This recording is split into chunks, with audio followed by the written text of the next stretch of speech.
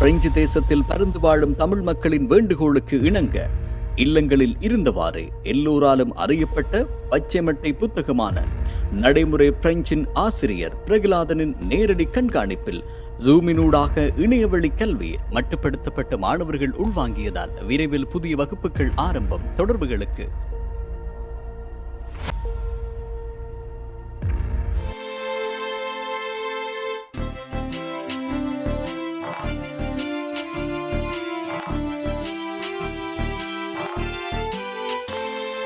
வணக்கம் எல்லாருக்கும். Bonjour tout le monde. Comment allez-vous? நாங்கள் வேர் பேத்தர் பார்த்து கொண்டிருக்கிறோம். என்ன நீங்கள் இந்த வேர் பேத்தர் பாடமாக்கி இருக்கிறீர்கள். அதை வைத்துக்கொண்டு நாங்கள் இப்போது வசனம் அமைத்து கொண்டிருக்கிறோம். அப்போ சென்ற பாடத்தில் நாங்கள் இறுதியாக வந்து கேட்ட நான் எஸ்கு vous savez compris என்று சொல்லி கேட்ட நான் என்ன சரியோ, அதாவது உங்களுக்கு விளங்கியதா என்று சொல்லி கேட்டேன். சரி, அப்போ அதில் வந்து நான் எஸ்கு என்று சொல்லி ஒரு சொல்ல பாவிக்கிறேன். அது நாங்கள் வினாவாக்க பாவிக்கிற ஒரு சொல். சரியோ, அப்போ நாங்கள் இன்றைக்கு வந்து அந்த சொற்களை பற்றி தான் நாங்கள் இன்று பார்க்க இருக்கிறோம்.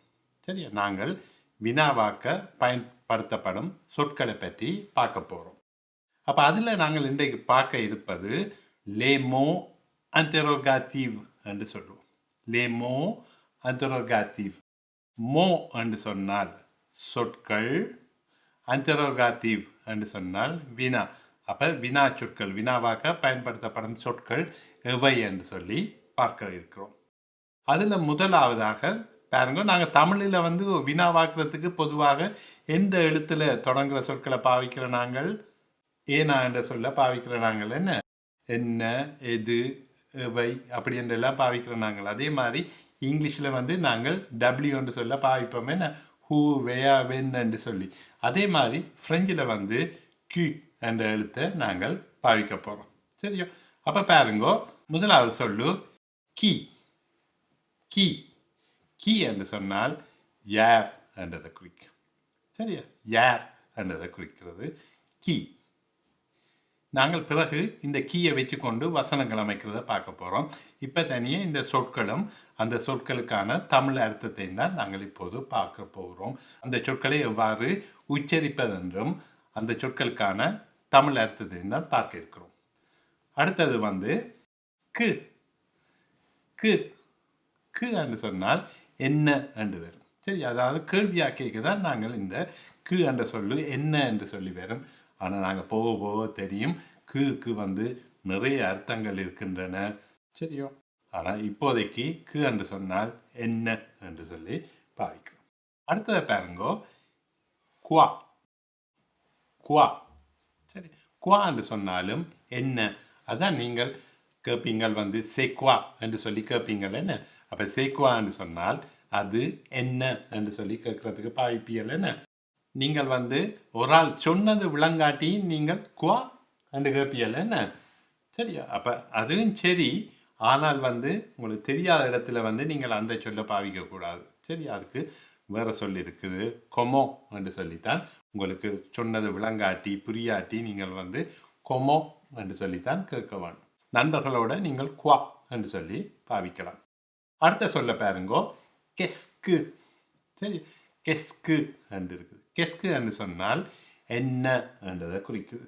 சரி, கெஸ்கு என்ன என்றதை குறிக்குது. அப்போ பாருங்கோ, கு குவா கெஸ்கு இந்த மூன்றும் என்ன என்ற அர்த்தத்தை குறிக்கும். சரி, பொதுவாக கெஸ்கு வு மோஜே என்று சொல்லி கேட்பீங்கள். என்ன கெஸ்கு வு மோஜே, நீங்கள் என்ன சாப்பிடுகிறீர்கள். சரி, கெஸ்கு வு ஃபெத் என்று சொல்லி கேட்பீங்கள், நீங்கள் என்ன செய்கிறீர்கள். சரியா, கெஸ்கு வு தித் என்று சொல்லி கேட்பீங்கள், நீங்கள் என்ன சொல்கிறீர்கள் என்று சொல்லி. சரி, அப்போ அதுக்கு நாங்கள் இந்த கெஸ்கு என்று சொல்ல பாய்ப்போம். சரியா, அடுத்ததாக வந்து கோ. கோ என்று சொன்னால் எப்போது என்ற அர்த்தத்தை குறிக்கும்.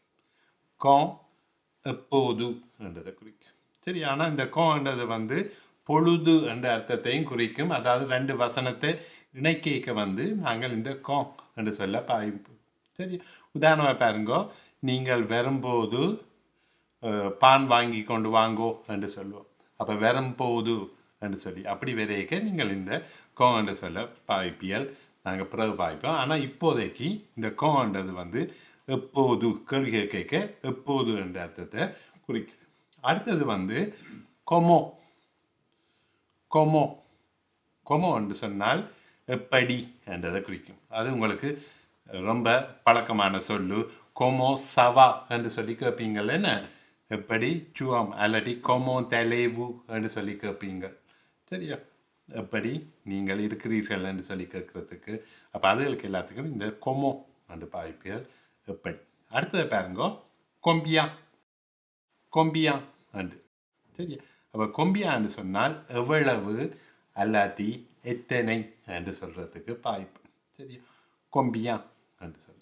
சரி, அப்போ இந்த கொம்பியா என்ற சொல்ல வந்து நாங்கள் ஒரு பேர் சொல்லோட பாவி கேட்க வந்து கொம்பியாவோட து போட்டு தான் நீங்கள் சொல்ல வேணும். இப்போ உதாரணமாக எத்தனை புத்தகங்கள் என்று சொல்லி வந்தால் கொம்பியா து லீவ்ரு என்று தான் சொல்லுவீங்க. சரியா? கொம்பியா து லீவ்ரு. இன்னொரு உதாரணம் பாருங்க, எத்தனை கிலோ, அதாவது எத்தனை கிலோ நீங்கள் வாங்குறீங்கள் என்று சொல்லி. அப்போ என்னென்னு கேட்பீங்கள், கொம்பியா து கிலோ என்று சொல்லித்தான் நீங்கள் பாய்ப்பியல். சரி, அப்போ எத்தனை என்று சொல்றதுக்கு கொம்பியா என்று சொல்ல பாய்ப்பியல். அடுத்தது வந்து ஊ. ஊ என்று சொன்னால் எங்கே என்றதை குறிக்கும். ஊ எங்கே என்றதை குறிக்கும். சரியா? அதான் டெலிஃபோனில் கேட்பினம் வந்து ஊஎச்சு ஊஎச்சு என்று சொல்லி கேட்பினம். சரி, அதாவது நீ எங்கே நிற்கிறாய் என்று சொல்லி, அல்லது டு ஏ ஊ என்று கேட்பினம். என்ன டு ஏ ஊ, அதாவது நீ எங்கே நிற்கிறாய். அதை சுருக்கமாக தேவு தேவு என்று சொல்லி கேட்பினம். என்ன அது நீ எங்கே நிற்கிறாய் என்று சொல்லி கேட்கறதுக்கு பாய்ப்பாவை. ஊ என்று சொன்னால் எங்கே. சரியா? அடுத்தது பொக்குவா. பூர் குவா. பொக்குவா என்று சொல்லி கேட்பீங்கள். என்ன அப்போ கேட்பீங்க சே பொக்குவா என்று சொல்லி. அப்போ அது என்னத்துக்கு, அது ஏன் என்று சொல்லி கேட்கறதுக்கு இந்த பொக்குவா என்று சொல்ல பாய்ப்பியல். சரி, அப்போ இந்த சொற்கள் எல்லாம் வந்து என்னது, வினாவாக்க பயன்படும் சொற்கள். அடுத்து வினாவாக்க பயன்படும் சொல் ஒன்று பார்க்க இருக்கிறோம். எஸ்க்கு பாருங்க, ஏ க்கு. இந்த 3 சொற்களையும் ஒரே சொல்லு மாதிரி நீங்கள் வாசிப்பியல். என்னென்று எஸ்க்கு என்று வாசிக்கணும். எஸ்க்கு என்று சொல்லி அந்த எஸ்க்கு ஏன் பாவிக்கிறது என்று சொல்லி பார்ப்போம். இப்போ உதாரணமாக பாருங்க, ஒரு வசனம் வந்து vous தமிழ். சரியா? vous தமிழ், நீங்கள் தமிழர். அப்போ நான் இந்த வசனத்தை வந்து வினாவாக்க போகிறேன், கேள்வியாக்க போகிறேன். நீங்கள் தமிழரா என்று சொல்லி கேள்வியாக்க போகிறேன். சரியா? வினாவாக்குறேன் பாருங்க என்னண்டு. அப்போ இந்த வசனத்துக்கு முன்னால் எஸ்க்கு என்று சொல்ல கொண்டு வந்து போட்டு விட்டீங்களா? சரி, அப்போ என்னென்னு கேட்பியல், எஸ்க்கு vous தமிழ் என்று சொல்லி கேட்டீங்கன்னா சரி. அப்போ vous தமிழ், எஸ்க்கு vous தமிழ். இல்லாட்டி வந்து நாங்கள் வளமை போல என்ன செய்வோம், இங்கிலீஷில் இருக்கிறது மாதிரி தான் ஃப்ரெஞ்சிலையும் வந்து பயனிலேயே எழுவாய்க்கு முன்னால் கொண்டு வந்து போடுவோம். அப்போ என்னென்னு கேட்போம், எத் வு தமிழ். எத் வு தமிழ் என்று சொல்லி கேட்டாலும் சரி, நீங்கள் தமிழரா என்றதை குறிக்குது. அப்போ 2 விதமாக கேட்கலாம். சரியா? எஸ்க்கு வு தமிழ் என்று சொல்லியும் கேட்கலாம், இல்லாட்டி எத் வு தமிழ் என்று சொல்லியும் கேட்கலாம். ஆனால் பொதுவாக வந்து பேச்சு வழக்கில் எஸ்க்கு என்று சொல்ல கூடுதலாக பாவிப்பினம். அப்போ இந்த 2 கேள்விக்கும் வந்து பதில் என்னது, ஒன்று உய் என்று சொல்லுவீங்கள், இல்லாட்டி நோ என்று சொல்லி சொல்லுவீங்கள். சரி, அப்போ எஸ்க்கு வு தமிழ், அப்போ நீங்கள் பதில் சொல்லியிருக்க உய் je suis தமிழ் என்று சொல்லுவீங்க. சரியா? இன்னொரு உதாரணம் பார்ப்போம். கேட்குறார், எஸ்க்கு vous இத்தாலியன் என்று சொல்லி கேட்குறார். எஸ்க்கு vous இத்தாலியன், நீங்கள் இத்தாலியரோ என்று சொல்லி கேட்குறோம். அப்போ அதையும் வந்து நாங்கள் வந்து பயனிலேயே எழுவாய்க்கு முன்னால் கொண்டு வந்து போடுறோம். அப்போ என்ன கேட்பியல், எத் வு இத்தாலியன், எத் வு இத்தாலியன் என்று சொல்லி. அப்போ நீங்கள் என்ன பதில் சொல்வீங்க, no je ne suis pas italien.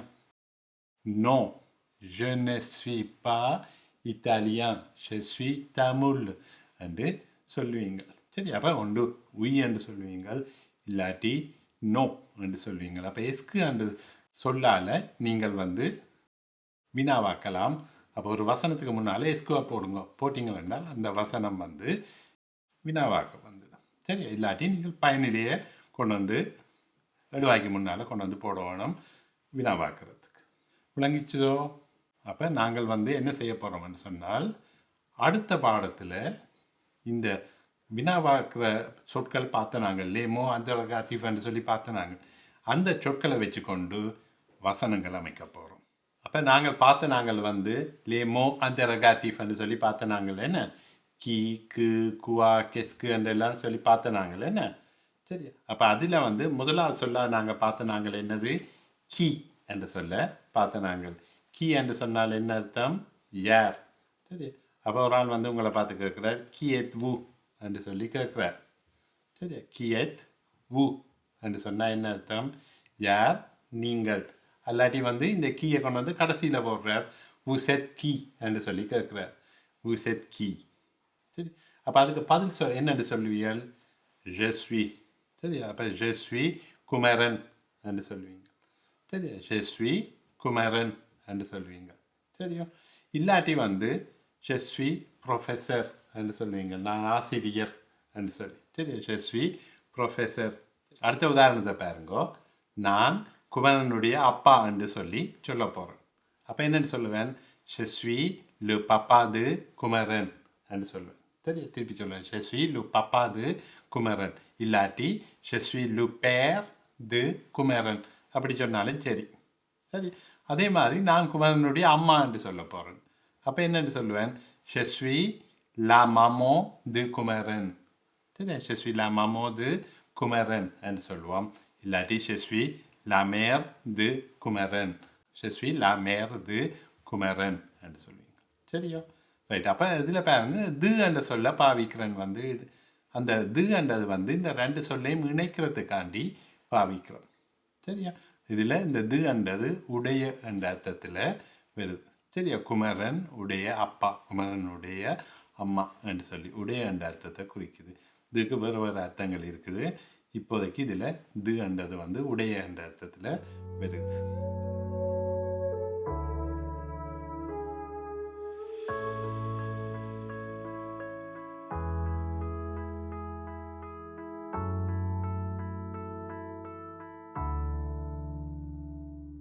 அப்போ நாங்கள் வந்து இந்த வினா சொற்களை வந்து பார்த்த நாங்கள் லேமோ அந்தரகாத்திவ் அதில் வந்து கி என்ற சொல்லை இப்போ பார்த்துருக்கிறோம்.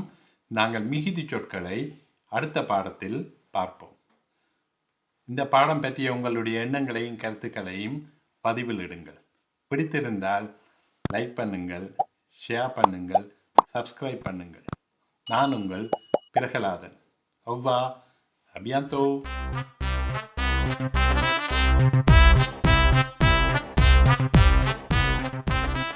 La Madegulégal, 35 rue Maurice Lachâtre, 93 120 La Courneuve, 38 rue Gaston Crépin, 93 000 Bobigny, 10 avenue du Capitaine Fonck, 93 150 Le Blanc-Menil, 3 place Joinville, 75 019 Paris.